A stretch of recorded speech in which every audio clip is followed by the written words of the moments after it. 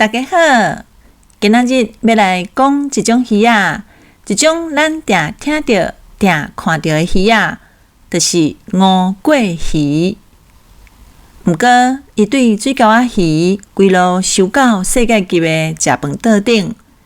这个故事甲你想的范式无啥共，咱真就来看即尾鱼仔伊真正的身份。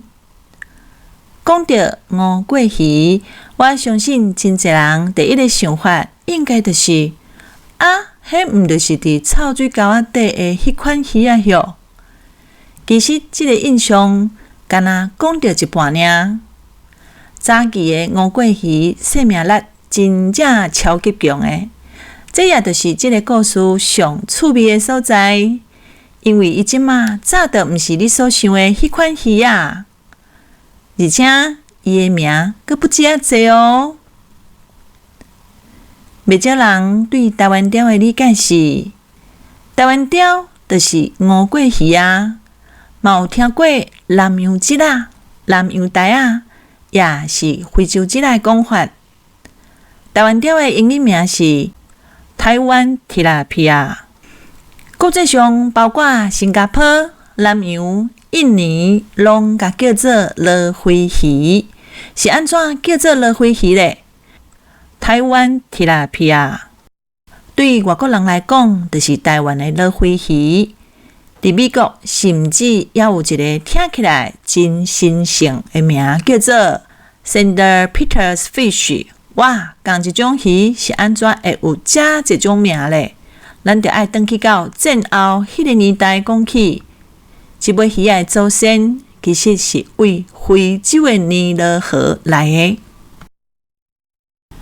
1946年，佇南洋這邊的吳振輝先生和郭啟宗先生，因甲這款魚仔為新加坡引進到台灣，為着要感謝因的貢獻，迄當時的高雄縣長吳振環就甲因兩個人的姓夾做伙。準甲這尾魚仔的名叫做烏龜魚，這就是伊佇台灣上起頭的故事，一個充滿時代意義的名。今仔日咱佇市場看到的這尾魚仔，甲80年前引進入來迄一批是差大尾。以前南洋台仔佇啥物環境攏有法度真自然的活跳甲生存。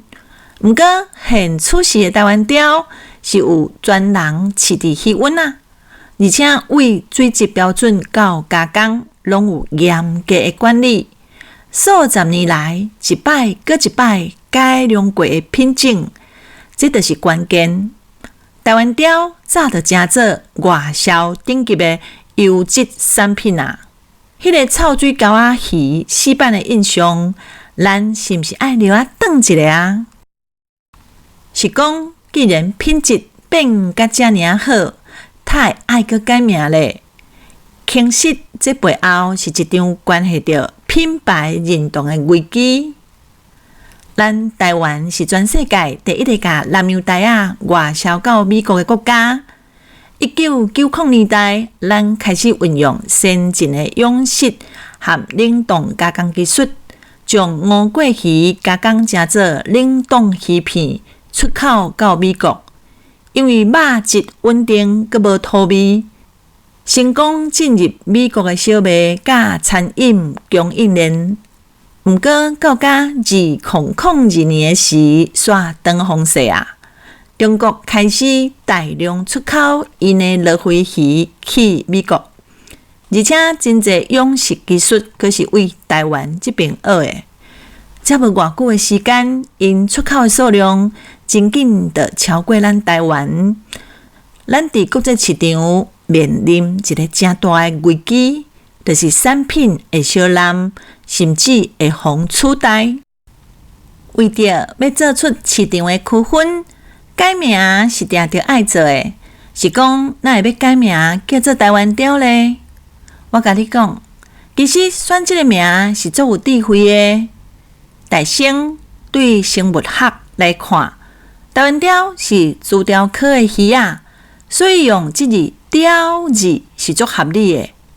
不一个更较重要的策略是啥物呢？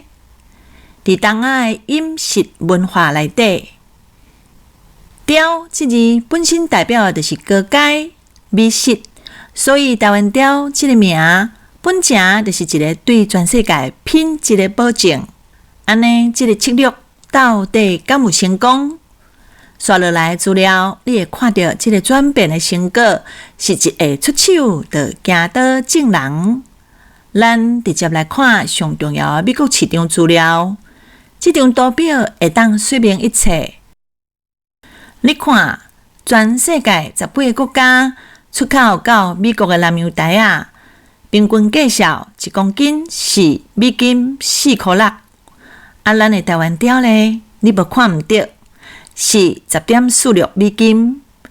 这个价数是天差咧地，嘛证明台湾调的品质甲伊的价值，也就是讲，咱产品的价数是国际平均的2.2倍以上。这个数字直接证明台湾调这个品牌伫国际市场的舞台徛甲足在，咱的品质是无人会当比拼的。根据联合国牛郎组织的资料，南洋台啊是全球前3大上重要的养殖渔种之一，伫真济开发中的国家提供优质的蛋白质，所以咱毋通阁用较早迄个眼光来看待伊啊。这尾鱼啊，为佚头解决粮食问题的小卒啊，阁来互误解是臭水沟仔鱼，刷落来透过几十年技术改良甲品牌的营造，落尾手蜕变到徛上世界舞台的台湾之光。这规个过程，就是一个呈现人性甲艺力的台湾故事。今仔日的分享就讲到这，再会。